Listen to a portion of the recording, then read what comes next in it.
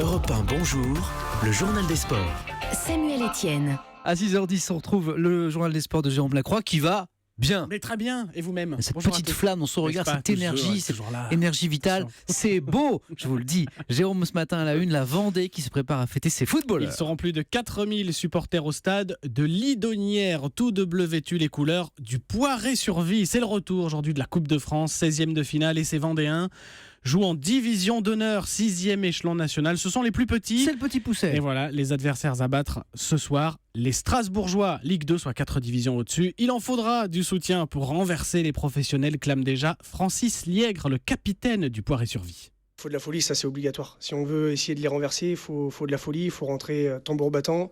On aura les spectateurs avec nous, c'est aussi peut-être le 12e homme. C'est peut-être ce qui fera la différence parce qu'on a un très bon public, surtout à domicile. Donc voilà, on va voir. Ça sera la fête de l'année, je pense. Puis on va essayer de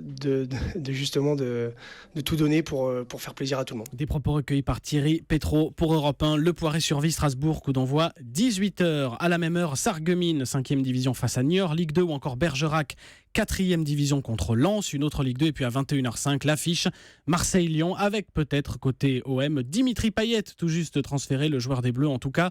Dans le groupe convoqué ce soir, il devrait être remplaçant au coup d'envoi. Et ce choc OM-OL, c'est ce soir sur France 3. Le mot sport du jour. Retraite, il fait frissonner ce matin les fans de handball. Eh ben oui, parce que nombre de joueurs, une nouvelle fois sacrés champions du monde dimanche, auraient l'âge de se retirer. Daniel Narcisse, 37 ans, Oui. Michael Guigou, 35, Lucas Ballot, 32. Et que dire de Thierry Omeyer, le gardien, 40 ans. Alors à la question, les intéressés bottent en touche, Omeyer en tête.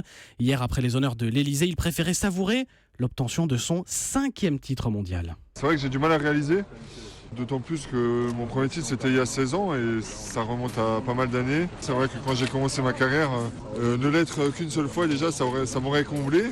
Mais au fur et à mesure, les objectifs ils ont grandi. À chaque fois, je me suis fixé de nouveaux buts. Et donc très fier et très heureux de décrocher ce 5e titre mondial. Thierry Omeyer au micro européen de Cyril de la Morinerie. Enfin, Jérôme, l'histoire du jour. Elle commence on ne peut plus normalement. Anthony Mounier est un footballeur de 29 ans, tout juste transféré à Saint-Étienne. Une arrivée intolérable pour certains supporters, entre guillemets, des Verts. Ouais, vous avez bien raison de mettre des Voilà. guillemets. Anthony Mounier est en effet un ancien joueur de Lyon. Le club voisin est détesté et c'est alors que démarre un abject jeu de harcèlement et de menaces de certains supporters envers le joueur. Certaines, ces menaces très violentes, sont relatées ce matin par le journal Le Parisien. Écoutez cela. On va venir encagouler à 200 à l'entraînement et tu ne seras jamais sur le terrain. Et le pire, un autre fan aurait dit: je suis prêt à le suivre et je lui planterai un couteau, tant pis pour la prison.